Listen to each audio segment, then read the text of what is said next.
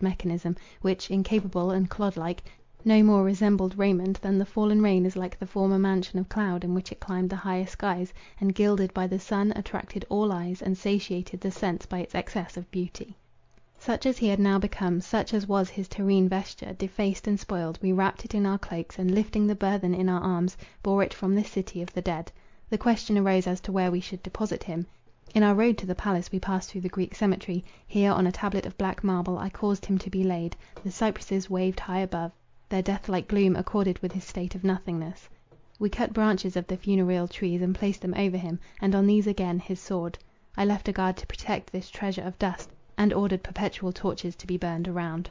When I returned to Perdita, I found that she had already been informed of the success of my undertaking. He, her beloved, the sole and eternal object of her passionate tenderness, was restored to her. Such was the maniac language of her enthusiasm. What though these limbs moved not, and these lips could no more frame modulated accents of wisdom and love? What though, like a weed flung from the fruitless sea, he lay the prey of corruption? Still that was the form she had caressed, those the lips that, meeting hers, had drank the spirit of love from the commingling breath. That was the earthly mechanism of dissoluble clay she had called her own. True, she looked forward to another life. True, the burning spirit of love seemed to her unextinguishable throughout eternity. Yet at this time, with human fondness, she clung to all that her human senses permitted her to see and feel to be a part of Raymond. Pale as marble, clear and beaming as that, she heard my tale, and enquired concerning the spot where he had been deposited. Her features had lost the distortion of grief, her eyes were brightened, her very person seemed dilated, while the excessive whiteness and even transparency of her skin, and something hollow in her voice, bore witness that not tranquillity, but excess of excitement, occasioned the treacherous calm that settled on her countenance. I asked her where he should be buried. She replied, "At Athens, even at the Athens which he loved. Without the town, on the acclivity of Hymettus, there is a rocky recess which he pointed out to me as the spot where he would wish to repose." My own desire certainly was that he should not be removed from the spot where he now lay, but her wish was of course to be complied with, and I entreated her to prepare without delay for our departure. Behold now the melancholy train crossed the flats of Thrace, and wind through the defiles, and over the mountains of Macedonia, coast the clear waves of the Peneus, cross the Larician plain, pass the straits of Thermopylae, and ascending in succession Oeta and Parnassus, descend to the fertile plain of Athens. Women bear with resignation these long-drawn ills, but to a man's impatient spirit, the slow motion of our cavalcade, the melancholy repose we took at noon, the perpetual presence of the pile, gorgeous though it was, that wrapped the rifled casket which had contained Raymond, the monotonous recurrence of day and night, unvaried by hope or change, all the circumstances of our march were intolerable. Perdita, shut up in herself, spoke little. Her carriage was closed, and when we rested, she sat leaning her pale cheek on her white cold hand, with eyes fixed on the ground, indulging thoughts which refused communication or sympathy. We descended from Parnassus, emerging from its many folds, and passed through Livadia on our road to Attica. Perdita would not enter Athens, but reposing at Marathon on the night of our arrival, conducted me on the following day to the spot selected by her as the treasure house of Raymond's dear remains. It was in a recess near the head of the ravine to the south of Hymettus. The chasm, deep, black, and hoary, swept from the summit to the base. In the fissures of the rock myrtle underwood grew the wild thyme, the food of many nations of bees. Enormous crags protruded into the cleft, some beetling over, others rising perpendicularly from it. At the foot of this sublime chasm, a fertile laughing valley reached from sea to sea, and beyond was spread the blue Aegean, sprinkled with islands, the light waves glancing beneath the sun. Close to the spot on which we stood was a solitary rock, high and conical, which, divided on every side from the mountain, seemed a nature-hewn pyramid. With little labor this block was reduced to a perfect shape. The narrow cell was scooped out beneath in which Raymond was placed, and a short inscription, carved in the living stone, recorded the name of its tenant, the cause and era of his death. Everything was accomplished with speed under my directions. I agreed to leave the finishing and guardianship of the tomb to the head of the religious establishment at Athens, and by the end of October prepared for my return to England. I mentioned this to Perdita. It was painful to appear to drag her from the last scene that spoke of her lost one, but to linger here was vain, and my very soul was sick with its yearning to rejoin my Idris and her babes. In reply, my sister requested me to accompany her the following evening to the tomb of Raymond. Some days had passed since I had visited the spot. The path to it had been enlarged, and steps hewn in the rock led us less circuitously than before to the spot itself.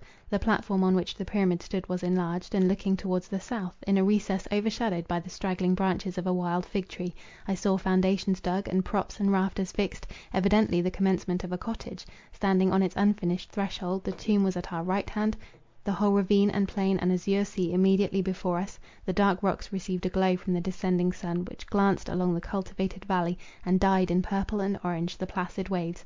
We sat on a rocky elevation, and I gazed with rapture on the beauteous panorama of living and changeful colours, which varied and enhanced the graces of earth and ocean. "Did I not do right," said Perdita, "in having my loved one conveyed hither? Hereafter this will be the cynosure of Greece. In such a spot death loses half its terrors, and even the inanimate dust appears to partake of the spirit of beauty which hallows this region.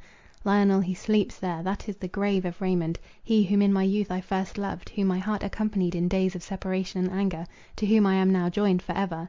Never, mark me, never will I leave this spot. Methinks his spirit remains here as well as that dust, which, uncommunicable though it be, is more precious in its nothingness than aught else widowed earth clasps to her sorrowing bosom. The myrtle bushes, the thyme, the little cyclamen which peep from the fissures of the rock, all the produce of the place, bear affinity to him. The light that invests the hills participates in his essence, and sky and mountains, sea and valley, are imbued by the presence of his spirit. I will live and die here. Go you to England, Lionel. Return to sweet Idris and dearest Adrian. Return, and let my orphan girl be as a child of your own in your house. Look on me as dead, and truly, if death be a mere change of state, I am dead. This is another world from that which late I inhabited, from that which is now your home. Here I hold communion only with the has-been and to come. Go you to England, and leave me where alone I can consent to drag out the miserable days which I must still live." A shower of tears terminated her sad harangue. I had expected some extravagant proposition, and remained silent awhile, collecting my thoughts that I might the better combat her fanciful scheme. "You cherish dreary thoughts, my dear Perdita," I said, "nor do I wonder that for a time your better reason should be influenced by passionate grief and a disturbed imagination. Even I am in love with this last home of Raymond's; nevertheless, we must quit it." "I expected this," cried Perdita. "I supposed that you would treat me as a mad foolish girl. But do not deceive yourself. This cottage is built by my order, and here I shall remain until the hour arrives when I may share his happier dwelling." "My dearest girl! And what is there so strange in my design? I might have deceived you. I might have talked of remaining here only a few months. In your anxiety to reach Windsor, you would have left me, and without reproach or contention I might have pursued my plan. But I disdained the artifice, or rather in my wretchedness it was my only consolation to pour out my heart to you, my brother, my only friend. You will not dispute with me; you know how wilful your poor misery-stricken sister is. Take my girl with you, wean her from sights and thoughts of sorrow, let infantine hilarity revisit her heart, and animate her eyes; so could it never be, were she near me. It is far better for all of you that you should never see me again. For myself, I will not voluntarily seek death, that is, I will not while I can command myself, and I can here. But drag me from this country, and my power of self-control vanishes. Nor can I answer for the violence my agony of grief may lead me to commit."